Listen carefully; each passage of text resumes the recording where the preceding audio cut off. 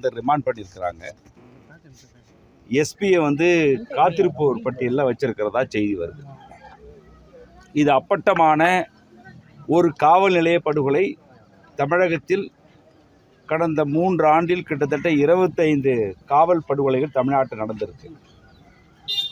இதன் பின்னணி என்னன்றதை விசாரிக்கணும். இதில் வந்து நிறைய விதிமுறை மீறல் வந்து மீறப்பட்டிருக்கு. 1997ஆம் ஆண்டு டிகே பாஸ் வெஸ்ட் பெங்கால் என்கிற வழக்கில் ஜஸ்டிஸ் ஏஎஸ் ஆனந்தும் குல்தீப் சிங்கும் கொடுத்த ஒரு 11 கட்டளைகள் இருக்குது. ஒருத்தவங்களை கைது பண்ண வராங்க அப்படின்னாக்கா யூனிஃபார்மில் வரணும். இது என்ன, இது ஒரு வேன் எடுத்துகிட்டு வந்து ஒரு மாஃபியா மாதிரி வெள்ளை வேன் எடுத்துகிட்டு வந்து இதை வந்து கூட்டு போய் அவங்க இஷ்டத்துக்கு வந்து கம்மாக்காரைக்கு வச்சு விசாரணை பண்ணுறது, தம்பி முன்னாடியே வச்சு அடிக்கிறது. அவர் தம்பியை விசாரிக்கிற போது என் முன்னாடியே எங்கள் அண்ணனை ரொம்ப கொடுமையாக அடித்தாங்கன்றார். அடித்தது மட்டும் இல்லாமல் ஒரு கதவசனம் ஒன்று எழுதி கொடுத்துருக்காங்க எஃப்ஐஆர். எவ்வளோ பெரிய ஒரு அநீதி பாருங்க, அயோக்கியத்தனம். கண்ணன் என்கிற அந்த போலீஸாரிடம் பெற்ற ஒரு எஃப்ஐஆர் போடப்பட்டு 303 எஃப்ஐஆரில் ரொம்ப அப்பட்டமாக ஒன்றுமே நடக்காத மாதிரி எஃப்ஐஆர் போட்டிருக்காங்க. நாங்கள் விசாரித்தா அவர் மற்ற மேலே பழிய போட்டார். அதுக்கப்புறம் அவர் வந்து அங்கேருந்து தப்பிக்க முயற்சி பண்ணார், தடிக்க விழுந்தார்.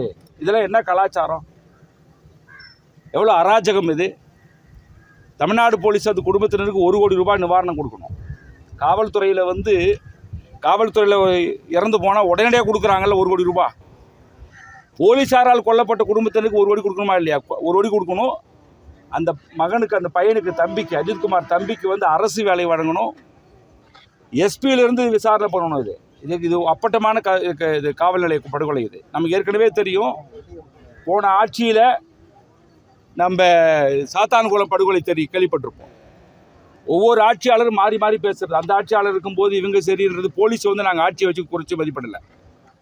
உடனடியாக இது வந்து வலிப்பு வந்து இறந்து போனதாக அரசு தரப்பில் சொன்னது வந்து ரொம்ப ஏமாற்றத்தனம், எங்களுக்கு ஏமாற்றத்தளிக்குது. அப்பட்டமான படுகொலை. எதிர்கட்சியாக இருக்கிற போது எல்லோரும் நல்லா தான் பேசுகிறாங்க,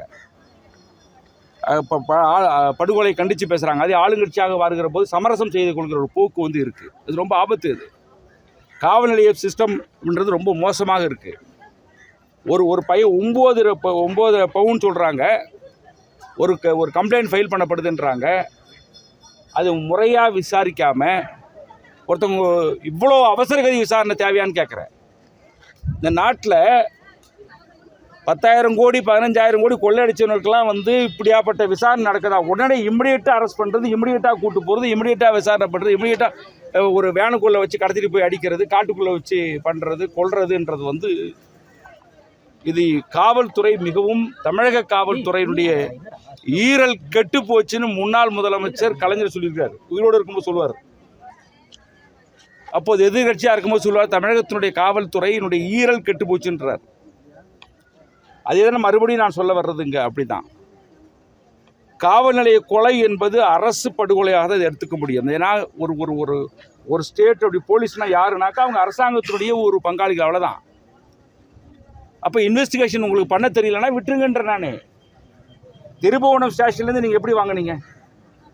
திருபுவனம் ஸ்டேஷனில் அவர் மேலே ஒரு கம்ப்ளைண்ட் இருக்குன்னா நீங்கள் ஒரு வேனை வச்சுக்கிட்டு நீங்கள் உங்களுக்குள்ளே நீங்கள் மாற்றிக்க முடியும் அப்படின்னா நீதிமன்றத்தை தெரியப்படுத்தினீங்களா?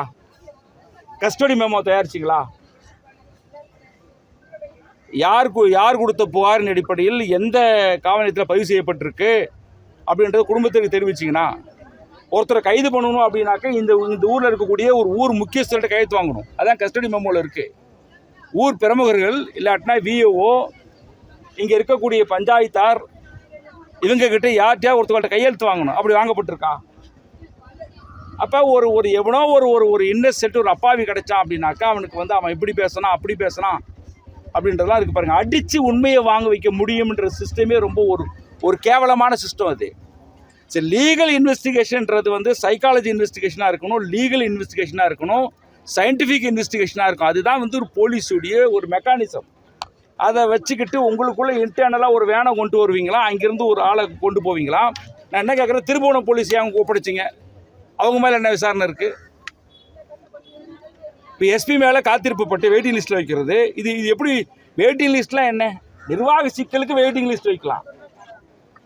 நான் என்ன சொல்கிறேன், இது சதிக்கு உடந்தையாக இருந்தால் மற்ற போலீஸார் எல்லாரும் உள்ள அரெஸ்ட் பண்ணணும். சதிக்கு உடந்தையாக இருந்த மற்ற சக்திகள் யாருன்றதையும் பார்க்கணும். நான் போலீஸை மட்டும் சொல்லலை.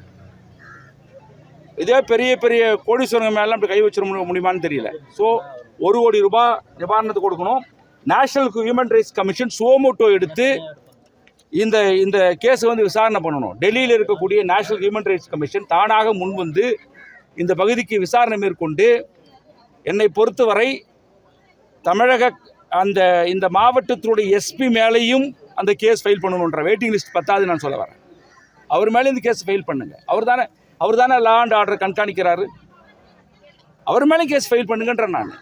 இப்போ பாடி எரிச்சாச்சு, காயங்கள் இவ்வளோ இருக்குன்றாங்க, ரீபோஸ்ட் மாட்டும் இனிமேல் பண்ண முடியாது.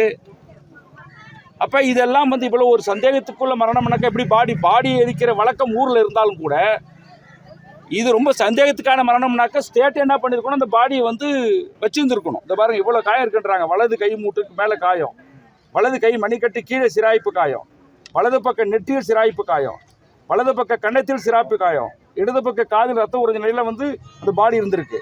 இடது புஜத்தில் சிராய்ப்பு காயம், இடது பக்க தோள்பட்டியில் அதிலிருந்து முழங்கைக்கு முட்டு வரை வந்து கன்றிய காயம் இருந்திருக்கு. இடது பக்க விழாவில் கன்றிய காயம் இருந்திருக்கு. கன்றிய காயம்னா ஏற்கனவே அடித்த காயங்கள் அர்த்தம். அதான் மீனிங் இது போக இடது பக்க முதுகில் விழா பின்புறத்திலையும் கன்றிய காயம் இருக்குது. அப்போ எவ்வளோ தூரம் கன்றிய காயம் இருந்திருக்கு. அவங்க தம்பி சொல்கிறாரு, இரவு முழுவதும் வச்சு அவரை அடிச்சிருக்கிறாங்க, அவர் பார்த்தாலே தெரிஞ்சுதுன்றார். இரவு முழுவதும் வச்சு அவரை அடித்து காயப்படுத்திருக்காங்கன்றாங்க. இப்போ இந்த காயங்களோட லிஸ்ட்டை எதை வச்சு அளவுகோல் பண்ணுவீங்க? ஹாஸ்பிட்டலில் இதெல்லாம் ரெக்கார்ட் ஆகிருக்கா? லோக்கல் அட்வொகேட் இதை ரெக்கார்ட் பண்ணியிருக்காங்க, ஊர் மக்கள் இது கவனிச்சிருக்கிறாங்க. இதை வந்துட்டு மெடிக்கல் எவிடன்ஸாக நீங்கள் போட்டு வச்சாதான் நாளைக்கு கேஸுக்கு வந்து இது வந்து ஆதாரமாக இருக்கும். இப்போ இது எல்லாமே இந்த ஆதாரங்கள் எவிடன்ஸ் அவங்க கலெக்ட் பண்ணாங்களான்னு ஸ்டேட்டில் அரசாங்கம் கலெக்ட் பண்ணாங்களான்னு தெரியல. ஸோ உடனடியாக NHRC வரணும், 1 கோடி ரூபாய் கொடுங்க, அந்த குடும்பத்திற்கு அரசு வேலை வாய்ப்பை கொடுங்க. இன்னும் சொல்ல போனால் இந்த வழக்கை CBI நடத்துவது சரியாக இருக்குன்றது என்னுடைய முக்கிய பரிந்துரையாக நான் முன்வைக்க வரும். கோயில் அலுவலகத்தில் எது கோயில் அலுவலகத்துக்கு பின்னால் வச்சு தான் அடிச்சு 6 பேர் அவங்களும் வந்து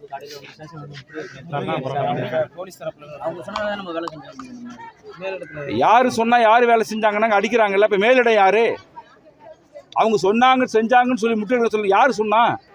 அப்போ அந்த 6 பேர் சொல்லட்டும், அந்த 5 பேர் சொல்லட்டும். அவங்க சொல்லாங்க தான் இவங்க அடித்தாங்கன்னு அவங்க சொல்கிறாங்க. அப்படின்னா இது எப்படி முற்றுகை பண்ண முடியும்? ஒரு பையன் செத்து போய் கிடக்கிறான், செத்து போய் கிடந்ததுக்கு அரெஸ்ட்டும் ஒன்றாங்க. அது முற்றுகையிடுது, தேவையற்ற முற்றுகைங்க. அது எப்படி ஒருத்தன் வந்து கொல்லப்பட்டு கிடக்கிறான், அவங்களுக்கு போராடுவது வேறு, கொன்னவனுக்கு ஆதரவாக நான் போராடுறேன் அப்படின்னா இந்த போராட்டமே அவங்க போராட்டம்லாம் அர்த்தமில்லாத போராட்டம். 1 2 இதில் வந்து மேலிடம்னு சொல்கிறாங்கல்ல. அப்போ இந்த மேலிடம் யார்? அப்போ அந்த 6 பேர்கிட்ட எடுத்து கஸ்டடி எடுத்து விசாரணை பண்ணுங்க. இப்போ நான் என்ன கேட்குறேன்னா, இப்போ இந்த 5 பேர் கஸ்டடி எடுத்து விசாரணை பண்ணிக்கலாம்ல. இப்போ சாதாரண ஒருத்தனை உடனே என்ன பண்ணுவாங்க, ரிமாண்ட் பண்ணப்பட்டால் போலீஸ் கஸ்டடி எடுத்து விசாரணை பண்ணுவாங்க. இதில் பண்ணாமல் இருக்கிறாங்க, பண்ண வேண்டியதானே? போஸ்ட்மார்ட்டம் ரிப்போர்ட்டில் வந்து உயிரிழந்தது எத்தனை மணி நேரம் அப்படிங்கிறது இல்லை, போஸ்ட்மார்ட்டம் ரிப்போர்ட்டுன்றது இப்போதைக்கு வந்த ரிப்போர்ட் வந்து ப்ரிலிமினரி ரிப்போர்ட்டாக தான் இருக்கும். அது முழுமையான ரிப்போர்ட்டுன்றது வந்து அவங்க அதுக்கு இன்னும் ஒரு மாதம் 1.5 மாதம் ஆகும்.